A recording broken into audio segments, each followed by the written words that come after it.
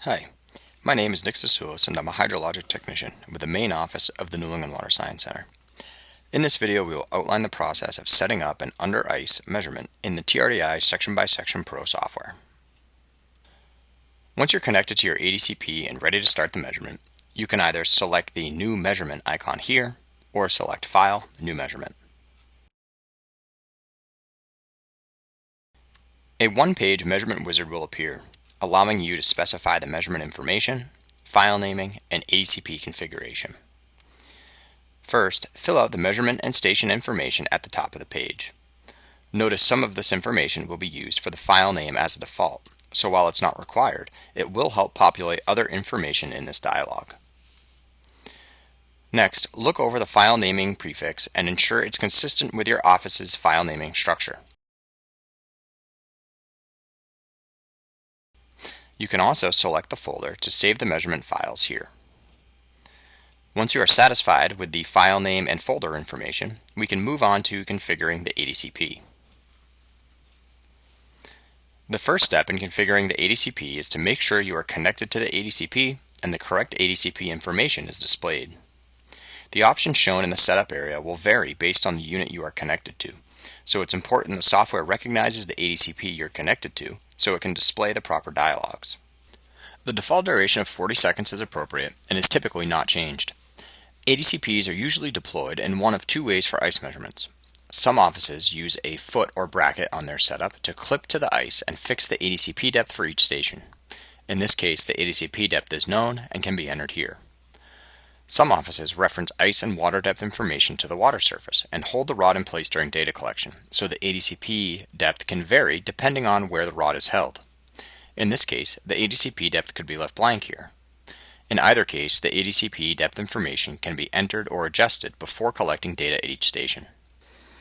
The discharge method should always be set to midsection, the computation method used by the USGS. For ice measurements, the velocity method is preferably set to Y velocity. In this method, the Adcp is held fixed during data collection with beam 3 downstream and perpendicular to the tagline. This allows the software to compute flow angles automatically. If you select magnitude here, or don't hold the Adcp at a fixed orientation, angle correction is not an option. More information on accounting for angles is presented in another video. For a Rio Grande, fill out the maximum water depth and water speed, as well as the stream bed type.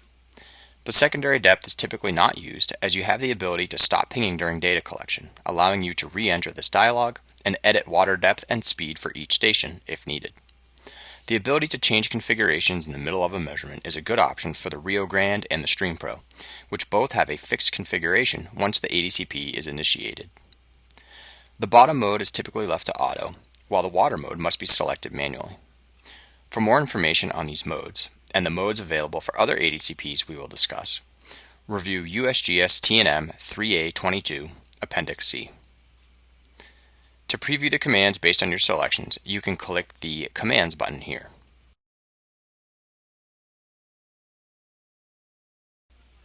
For a Stream Pro, again fill out maximum water speed and depth, as well as select the water mode. Water mode 13 is limited to about 3 feet of depth and less than 1 foot per second. Otherwise, you will use water mode 12. Ensure the Use Compass checkbox is not selected for an ice measurement. With this deployment, the transducer and electronics are not aligned, and typically the electronics, which has the compass and pitch and roll sensors, is stored in a backpack, cooler, or other way that would lead to erroneous readings. Also ensure long range is selected if available, and use the default number of cells and the default cell size.